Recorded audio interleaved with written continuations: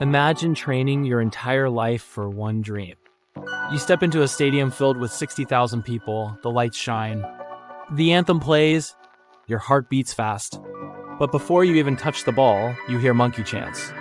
You see bananas thrown at the pitch. And suddenly, the game you love becomes something else. This is not a movie, this is football. And today, we are talking about one of the biggest problems in the sport: racial abuse. Not rumors.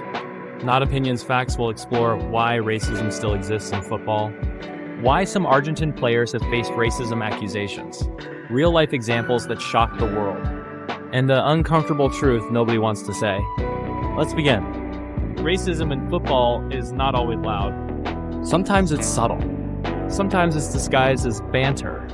But here's what it often includes: monkey chants from fans, throwing bananas on the pitch, racial slurs shouted at players, social media abuse, teammates using discriminatory language, even coaches making offensive comments. It has happened in Europe, South America, Africa, Asia. No continent is innocent, and some of the biggest stars in the world have faced it. Let's talk about real cases. 1. Vinicius Jr. Playing for Real Madrid in Spain, Vinicius has repeatedly been targeted with monkey chants by rival fans. In 2023, during a match against Valencia CF, he was racially abused inside the stadium. He broke down emotionally. He later said, "Racism is normal in La Liga." The world reacted, but incidents continued. 2. Samuel Eto'o. While playing in Spain, Eto'o once tried to walk off the pitch after being racially abused. He had enough. He refused to continue. His teammates had to calm him down. Imagine being one of the best strikers in the world, and still being reduced to the color of your skin. 3. Mario Balotelli. Balotelli faced racism in Italy throughout his career. In one match, he kicked the ball angrily into the crowd after hearing monkey chants. He once famously asked, "If I score and celebrate, they say I'm arrogant. If I don't smile, they say I'm angry. What do you want from me?" 4. Romelu Lukaku.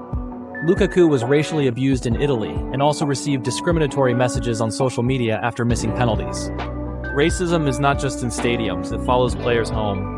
Here's the uncomfortable truth. Football reflects society. If racism exists in society, it will exist in football. Some key reasons: lack of strict punishment. Clubs are fined small amounts, fans return the next week. Cultural ignorance. In some places, racist chants are wrongly seen as tradition. Social media anonymity. People hide behind fake accounts. Political and historical tensions. Colonial history. Immigration debates. National identity issues. Football becomes a battlefield for deeper problems. Now let's address a sensitive topic carefully. Important. Not all Argentine footballers are racist. That would be unfair and incorrect. However, there have been incidents involving some Argentine players that sparked global criticism. Let's look at examples. Casey Enzo Fernandez, 2024 controversy. In 2024, a video surfaced allegedly showing Argentine players chanting lyrics mocking French players of African descent after an international tournament. The chant referenced the fact that many France national football team players have African heritage. The backlash was massive. Why? Because it suggested that black French players were somehow not truly French. That argument is widely viewed as racist.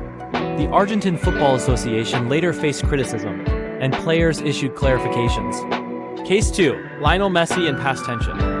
Messi himself has never been officially found guilty of racism. However, during heated South American qualifiers, Argentine players have been accused by Brazilian players of using discriminatory language on the pitch. For example, Brazilian players have complained about insults during Copa America clashes. While investigations often struggle to prove what was said, the perception continues. Case 3. Historical chant controversies. Argentine fan culture includes aggressive terrorist chants. Some chants historically included xenophobic or racially insensitive lyrics toward Brazilians and other nations. Again, this doesn't represent all Argentines, but certain incidents shaped global perception. There are several reasons. Historical demographics. Argentina has a complex racial history. It has fewer visible black citizens compared to Brazil or Colombia. This affects cultural conversations around race. Football rivalry with Brazil. Brazil has many black superstars. Rivalry sometimes crosses lines. Passion culture. Argentine football culture is intense, emotional, aggressive. Sometimes that passion turns into verbal abuse. But it's critical to say racism is not an Argentine problem. It's a global football problem. Spain, Italy, England, South America, everywhere. Football campaigns say no to racism.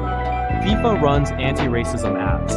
Clubs post solidarity graphics. But when incidents happen, fines, warnings, statements, very few lifetime bans, very few real consequences.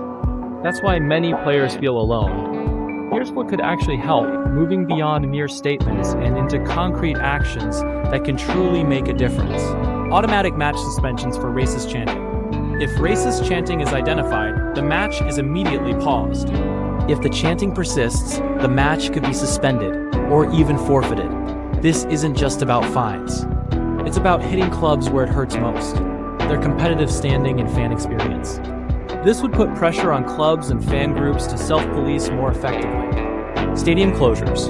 For repeated or severe incidents, closing parts of a stadium, or even the entire stadium, sends an undeniable message. This directly impacts club revenue and fan attendance, forcing a reckoning within the fan base and club management. Criminal prosecution for severe cases. Individuals identified engaging in severe racist abuse should face legal consequences.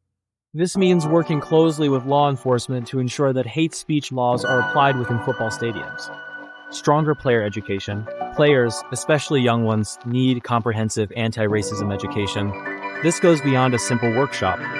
It involves understanding the history of racism, its various forms, and how to be an ally. Youth Academy diversity programs. True change starts at the grassroots. Youth academies should foster inclusive environments. By instilling values of respect and equality from a young age, we can cultivate a new generation of players and fans who are inherently anti-racist. Social media accountability laws. A significant portion of racist abuse now occurs online, often with anonymity. Governments and social media platforms need to collaborate on stronger laws and enforcement mechanisms. And most importantly, players walking off the pitch together. This is perhaps the most powerful statement. When players collectively decide that enough is enough and refuse to continue playing in the face of racist abuse, it forces immediate action. It transcends individual protests and becomes a unified stand against injustice. This collective action demonstrates solidarity and sends an unequivocal message that human dignity is more important than any match result. Football is called the beautiful game, but it cannot be beautiful if some players are dehumanized. Racism doesn't just hurt individuals. It damages the sport. It damages countries. It damages generations. The question is not, which country is racist? The question is, what are we doing to stop it? Because until racism is defeated, football's greatest opponent will not be another team. It will be hatred.